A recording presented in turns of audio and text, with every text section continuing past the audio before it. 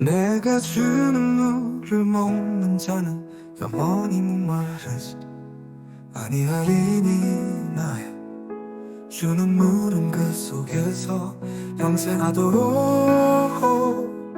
솟아나는 샘물이 되리라.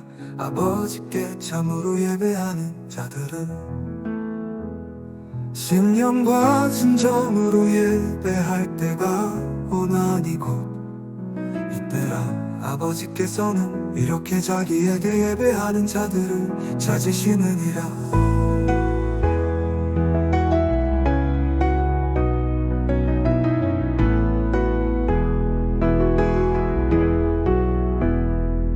예수님은 바리새인들을 피해 유대에서 갈릴리로 향하십니다. 아마도 예수님 세례가 인기 있자 바리새인들이 대적했는데 이를 피하려 하신 것 같습니다. 사마리아를 통과해야만 했던 이유는 무엇일까요? 예수께서 선택하신 이 길은 물론 유대에서 갈릴리로 여행하는 최단거리였을 것입니다. 그러나 당시 철저한 유대인들은 이러한 여행에서 사마리아 지역을 피해갔습니다. 그들은 요단을 건너 사마리아 지역을 둘러갔습니다. 그렇다면 예수께서는 왜 사마리아 지역을 통과하는 단거리 코스를 택하셨을까요? 이는 복음전도의 긴박성이었을 수도 있고 의도적으로 사마리아 지역에 자신을 나타내셨을 수도 있습니다. 10장 16절 참조하세요. 야곱의 우물은 예루살렘과 갈릴리로 오가는 길에 위치해 있어서 여행객들이 쉬어가기 좋은 장소였을 것입니다. 이때 시각이 6시로 나와 있는데 아침 6시부터 시작되는 유대의 시간 계산법을 따르면 오늘날 정오에 해당합니다. 사마리아 여인이 물을 길러 왔다는 것은 자신의 도덕적 부정 때문에 다른 사람의 눈을 피하기 위함이라는 해석이 있습니다. 그러나 정오에 물을 깃는 것이 전혀 낯선 일은 아니었습니다. 한편 만약 요한복음이 로마 시간 계산법을 사용했다면 아마도 예수님과 사마리아 여인이 만난 때는 저녁 6시였을 것입니다. 예수님은 종일토록 걸으시고 저녁 때쯤 몹시 목이 마르고 피곤하셨을 것입니다. 본문이 말하는 6시는 로마 시간 표현일 가능성이 높은데 19장에서 다시 언급합니다. 예수님은 여인에게 물을 요청하셨습니다. 미슈나에 따르면 사마리아인들도 이방인처럼 부정하게 여겨 예수님 당시 대부분 유대인들은 그들과 접촉하는 것을 꺼렸습니다. 이런 이유로 사마리아 여인은 자기에게 말을 거는 예수님께 놀라움을 표현합니다. 그러나 예수님은 그러한 관습에 구애받지 않으셨죠. 오히려 의도적이면서도 적극적으로 사마리아 여인에게 다가가셨습니다. 그녀의 연약한 부분을 건드리며 치유하기 원하셨죠. 11절입니다. 생수는 문자적으로 고여있는 물이 아닌 흐르고 있는 신선한 물을 뜻합니다. 그러나 예수님은 계속 이 생수를 상징 의미로 사용하시죠. 생수는 신자로 하여금 영생에 이르도록 인도합니다. 어떤 대가를 지불하고 받는 것이 아니라 은혜로 받기 때문에 선물이라고 합니다. 선물이라는 뜻으로 신약에서 가장 많이 쓰이는 도론이라는 단어는 다양한 의미의 선물을 뜻하는데요. 사람끼리 주고받는 선물을 뜻할 때도 있고 제사 예물을 뜻할 때도 있고 아주 예외적으로 하나님께서 주시는 선물을 뜻하기도 합니다. 하지만 오늘 요한복음 4장에서 선물이라고 쓰인 단어는 도레아입니다. 도레아는 도론보다 비교적 공식적인 의미를 가지는데 상을 수여한다는 뜻이 암시되어 있습니다. 신약에서 도레아는 하나님 혹은 예수님 은혜로 말미암아 주어지는 선물을 뜻하는데 사도행전에서는 자주 성령을 가리킵니다. 그렇다면 생수는 무엇을 가리킵니까? 첫째, 이 생수를 계시 혹은 토라, 지혜로 해석할 수 있습니다. 잠언에서 지혜는 생명샘으로 비유되죠. 랍비 문헌에서는 토라가 하나님 선물입니다. 둘째로, 생수는 성령으로 해석될 수 있습니다. 구약에서 물은 자주 성령과 연결되며 쿰란에서도 물은 성령을 상징합니다. 물과 성령의 연관성은 요한복음 안에서도 계속되지요. 오늘날 다수 학자들은 위에 두 가지가 서로 나뉘는 것이 아니라고 합니다. 왜냐하면 요한복음에서 예수님은 하나님 계시 중보자로서 새 언약 말씀을 주실 뿐 아니라 신이 성령을 주심으로 신자들이 성령 능력으로 살 수 있게 하시는 분이기 때문이죠. 물론 여기서 예수님이 주시려고 하는 생수는 1차적으로 생명입니다. 말씀과 성령을 통해 예수님은 그를 믿는 자에게 생명을 주십니다. 말씀과 성령과 생명의 관계는 6장 63절에서 직접적으로 언급됩니다. 한편 예레미야 2장 13절, 17장 13절에서는 하나님이 생수의 근원이 되시죠. 이제 요한복음에서는 예수님께서 이 생수를 주시는 분으로 생수의 근원으로 묘사됩니다. 예수께서 계시를 주시고 말씀하시고 성령을 주시는 분이기 때문이죠. 예수님이 하나님의 대리자요 하나님 자신이라는 말입니다. 12, 14절입니다. 사마리아 여인은 예수님과 야곱을 비교합니다. 요한복음에서 예수님과 야곱을 비교하는 것은 앞서 이미 언급되었습니다. 예수님은 하나님의 사자들이 인자 위에 오르락내리락 할 것이라 말씀하셨죠. 이는 창세기에 나오는 야곱 환상을 연상케 합니다. 새 이스라엘로서 예수님 정체성을 밝혀주는 표현이죠. 이런 예수님 정체성은 포도나무와 가지 비유에서도 나타나는데 포도나무는 구약에서 이스라엘을 상징하는 나무입니다. 예수님은 자신을 참 포도나무라 밝히며 이제 구속사의 진전으로 자신이 참 이스라엘이 된다고 하십니다. 또한 자신에게 붙은 가지들이 참 이스라엘에 속하게 될 것임을 나타내십니다. 결국 참 이스라엘로서 예수님은 야곱보다 크신 분이죠. 여자의 반응은 예수님을 야곱보다 크다고 생각하지 않는 것은 물론이고 예수님 말씀을 이해하지 못했음을 나타냅니다. 영적 생수를 말씀하시는 예수님과 달리 여인은 계속해서 문자 생수를 이야기합니다. 이런 여인의 영적인 무주는 결국 예수님이 그녀의 아픔을 건드리심으로 점차 깨어지게 됩니다. 목마름은 영적 필요를 뜻하는 시편 42편, 63편, 143편, 이사야 55편, 마태복음 5장 등 다른 성경 본문을 생각나게 하죠. 예수님은 자신이 주는 성령과 말씀을 통해 사람들의 영적 필요가 충족될 것이라 약속하십니다. 목마른 자의 갈증을 풀어주시는 예수님 모습은 요한복음에서 어렵지 않게 볼 수 있죠. 예수님은 이런 은혜를 주시기 위해 자신이 몸소 목마른 고통을 당하셨습니다. 신자의 양식과 음료는 예수님 고통에 기초하죠. 예수님은 우리를 먹이기 위해 몸소 먹이가 되셨습니다. 예수님은 우리가 마시도록 하기 위해 몸소 목마른 고통을 감당하시고 먹이가 되신 것입니다. 영생하도록 솟아나는 샘물은 결국 신자 내면에 역사하시는 성령을 가리킨다고 볼 수 있으며 이 성령은 또한 예수님 말씀으로 역사하십니다. 그리하여 말씀과 성령의 최종 목표는 그것을 받는 사람의 영생에 있습니다. 예수님은 말씀과 성령 사역으로 그를 믿는 자에게 영생을 주기 위해 오셨습니다. 예수님은 사마리아 여인에게 말씀과 성령 역사를 통해 신자를 영생의 길로 인도하시는 당신의 은혜와 능력을 말씀하고 있는 것입니다. 이 문단에서는 사마리아를 외면하지 않으신 예수님, 사마리아 여인의 갈증을 직면하게 하신 예수님, 생수를 주시는 예수님에 대해 묵상해 보시기 바랍니다. 15, 18절입니다. 이어지는 대화의 주제는 여인의 남편에 대한 것입니다. 얼핏 바로 앞에 생수에 관한 주제와 관련이 없는 듯 하지만 예수님은 생수와 여인의 영적 필요를 연결하시려는 듯 보입니다. 흔히 이 본문을 예수께서 이혼 경력이 많은, 즉 남자가 많았던 여인의 부도덕함을 지적하시는 것이라고 해석합니다. 그러나 이는 당시 유대 문화와 배치되는 해석입니다. 당시 유대 사회에서 이혼 주도권은 남편에게 있었습니다. 그러므로 이 여인은 오히려 남편에게 이혼을 여러 번 당한 버림받은 존재로 해석하는 것이 당시 시대 문화에 더 적절한 것이죠. 신명기 24장 1절에 따르면 남편은 아내에게 수치되는 일을 발견하면 이혼 증서를 써주어 이혼할 수 있었습니다. 예수님 당시에 삼마의 학파는 이것을 엄격히 적용해서 여인이 간음했을 경우 이혼할 수 있다고 해석했습니다.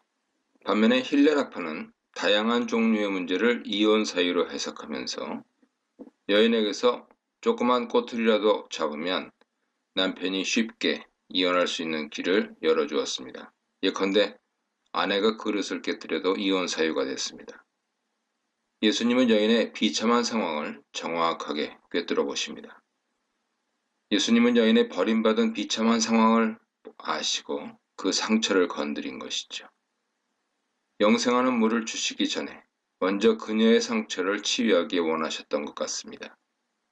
그녀의 영적 필요를 채워주기 전에 그녀의 가장 은밀한 상처 혹은 가장 의지했던 그 부분을 다루시기 원하셨던 것 같습니다. 당시에 남편 없이 살아갈 수 없었던 과부들의 비참한 삶, 그리고 다른 사람의 첩으로라도 살아갈 수밖에 없는 여인의 비참한 상황을 다루기 원하셨던 것 같습니다. 그것은 여인에게 세 가지 고통을 가지고 왔을 것입니다. 첫째, 남편의 버림받은 상처와 아픔이 있었을 것입니다. 둘째, 사람들로부터 손가락질 당하는 수치가 있었을 것입니다. 셋째, 이혼당한 여인이지만 여전히 남자를 의지해야 하는 연약함이 있었을 것입니다. 예수님은 이러한 여인의 고통을 드러내셔서 그녀를 치유하시고 생수를 주기 원하셨던 것입니다. 19, 22절입니다. 여기서 여인은 갑자기 대화 주제를 바꿉니다. 아마도 예배할 수 없는 자신의 상황을 예수님께 상담하는 것일 수도 있을 것입니다. 사마리아인들은 그리심산을 예배 장소로 굳게 믿고 있었습니다. 반면에 유대인들은 예루살렘이 성전 장소로 가장 적합한 곳이라 했습니다. 이리하여 유대인들과 사마리아인들 사이에는 오랜 논쟁이 있었습니다. 이런 갈등을 배경으로 사마리아 여인은 예배 장소, 즉 성전 위치에 대해 예수께 질문합니다. 수가라는 마을은 세겜과 인접했고 사마리아 골짜기에 위치해 있었습니다. 따라서 수가라는 동네에 사는 여인이 성전 위치에 관심을 갖는 것은 매우 자연스럽습니다. 여인의 질문에 예수님은 영과 진리로 예배 드리는 곳이 성전이 될 것임을 시사하십니다. 모세오경만 인정하는 사마리아인들에 비해 역사서, 시가서, 선지서를 가지고 있는 유대인들은 좀 더 온전한 지식으로 하나님을 예배합니다. 구원이 유대인에게서 남이라 하는 것은 메시아가 바로 유대인에게서 나타난단 말이죠. 요한복음 전체에서 유대인들은 다분히 부정적으로 묘사되어 있지만 그럼에도 불구하고 하나님 계시에 있어서 유대인들의 우선함은 부인되지 않습니다. 다만 아무리 유대인이라 할지라도 예수님을 영접하지 않는 자들은 결국 심판을 받게 되죠. 반면에 아무리 이방인이라 할지라도 예수님을 영접하는 자는 영생에 이르게 됩니다. 23, 26절입니다. 예수님은 영과 진리로 예배하는 자를 하나님이 찾으신다고 하십니다. 다시 말하면 예루살렘이나 그리심산에 상관없이 영과 진리로 예배하는 것이 중요하다는 말이죠. 영과 진리로 예배하는 그곳이 새로운 성전이라는 뜻입니다. 그렇다면 영과 진리로 예배한다는 것은 무엇을 뜻할까요? 개역은 신령과 진정으로라고 번역했었습니다. 공동 번역은 영적으로 참되게라고 했고 현대인 성경은 영적인 진실함이라고 해석했습니다. 예전에는 하나님이 찾으시는 예배는 마음 정성을 다해 진실하게 드리는 예배라 이해했습니다. 그러나 이는 영과 진리에 대한 부분적인 이해에 불과합니다. 영은 요한복음에서 예수님의 영이나 혹은 성령을 가리키기 위해 사용되었습니다. 본문이 말하는 영은 성령을 가리키는 것으로 보아야 합니다. 아마도 영과 진리는 두 단어가 한 단어 역할을 해서 진리의 영 같은 의미를 나타냈을 수 있습니다. 진리는 요한복음에서 주로 예수님께 속한 것이죠. 또한 예수님은 진리를 전달하시는 진리 자신이십니다. 예수님 말씀이 진리죠. 결국 영과 진리로 드리는 예배란 성령과 예수님 안에서 드리는 예배를 뜻합니다. 이런 예수님 말씀은 성전의 위치의 관점에서 무엇을 의미할까요? 어느 곳이든 다 성전이 될 수 있다는 말씀입니다. 메시아 시대에는 예배가 더 이상 장소의 제한을 받지 않는다는 뜻입니다. 그리스도가 임재하는 곳이면 어느 곳이든 성전이 될 수 있고 그곳에서 예배 드릴 수 있습니다. 성령이 함께하는 그리스도인 공동체가 곧 성전이기 때문에 주의 이름으로 모여 성령으로 예배하는 그 예배가 참된 예배가 됩니다. 따라서 메시아가 오시고 성령을 주시는 새로운 시대에는 일종의 예배 혁명이 일어나는 것이죠. 더 이상 그림자로서 건물 성전은 존재하지 않습니다. 오직 성령과 진리가 있는 곳만 성전이 됩니다. 그곳에서 드리는 예배가 참된 예배죠. 24절에 사용된 헬라어 동사 데이는 당위의 의미를 가지는데요. 우리말로는 반드시 뭐뭐 해야 한다 이렇게 번역할 수 있습니다. 다시 말하면 하나님 자녀의 예배는 반드시 영과 진리 안에서 이루어져야 합니다. 동사 데이는 요한복음에서 그리스도인의 삶과 관련해서 두 개 추가적인 사항을 제시하죠. 하나님 자녀는 반드시 하나님에 의해 위로부터 다시 태어나야 하고 그리고 자신을 위해서가 아니라 예수님을 높이는 삶을 살아야 합니다. 뿐만 아니라 데이는 기독론 표현을 위해서 사용됩니다.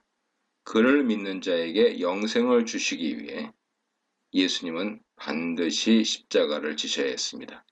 또한 십자가와 함께 부활도 그의 필연적인 구속 사역에 해당합니다. 사마리아 여인은 예수님으로부터 영과 진리로 드리는 예배에 대해 들은 후 메시아를 언급합니다. 메시아가 와서 성전, 예배에 관한 모든 것을 알려줄 것이라고 말하죠. 이 여인이 언급한 메시아는 아마도 사마리아 오경에 나오는 모세와 같은 선지자로서 메시아일 것입니다. 사마리아인들은 이 메시아를 타헤비라고 불렀는데요. 이 메시아가 와서 가르쳐 줄 것이라고 믿었습니다. 예수님은 여인의 말에 그 메시아가 바로 자신이라고 하십니다. 70인역에서 하나님의 자기 계시 표현으로 사용된 에고 에이미를 사용해서 자신이 하나님의 아들로서 사마리아인들의 기대까지도 충족시킬 수 있는 메시아심을 나타내십니다. 이 문단에서는 사마리아 여인의 갈증을 아시는 예수님, 영과 진리로 드리는 참 예배에 대해 묵상해 보시기 바랍니다. 27, 30절입니다. 제자들은 예수님이 사마리아 여인과 대화하시는 것에 놀랍니다. 유대인 남자가 사마리아 여자와 대화하는 것은 당시로서는 이상하고 낯선 광경이었기 때문이죠. 또한 앞서 밝힌 대로 이 사마리아 여인은 여러 명의 남자에게 버림받은 상처 입은 여인입니다. 예수님은 당시 유대 사회가 멸시했던 여인을 만나셨으며 사람들에게 버림받은 여인에게 다가가셨습니다. 예수님과 만난 여인은 그를 메시아로 확신했을까요? 그녀가 자기 마을에 돌아가 예수 그리스도에 대해 증언한 것은 해석함에 있어 논란이 있습니다. 헬라어 원문에는 부정 뉘앙스가 있기 때문이죠. 그러나 부정 반응이든 주저하는 반응이든 자기 동네 사람들에게 예수님을 전할 때 사마리아 여인은 예수님의 메시아 정체성에 대한 온전한 확신이 없었습니다. 오히려 약간의 의심이 있었다고도 볼 수 있는데 물론 그가 메시아이심을 강하게 부정하지는 않습니다. 그럼에도 불구하고 그녀의 증언은 마을 사람들을 긍정적으로 자극했고 사람들은 동네를 떠나 예수님을 만나기 위해 왔습니다.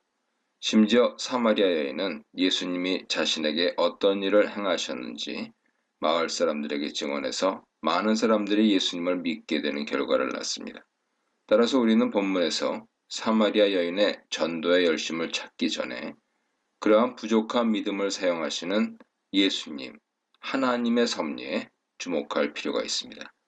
완전하지 않은 믿음과 충성일지라도 하나님께서는 그것을 사용하셔서 그분의 뜻을 성취하시는 분이시죠. 31, 38절입니다.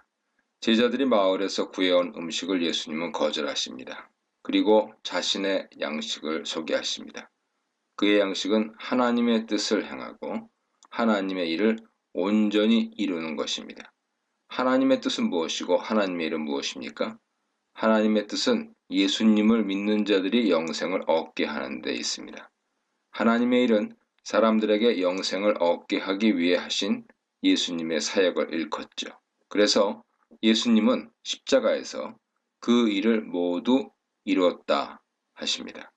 따라서 예수님 양식은 사람들의 영생을 위해 진리를 증언하고 십자가 속죄 사역을 행하시는 것입니다. 십자가에서 하나님 사랑을 드러내셨습니다.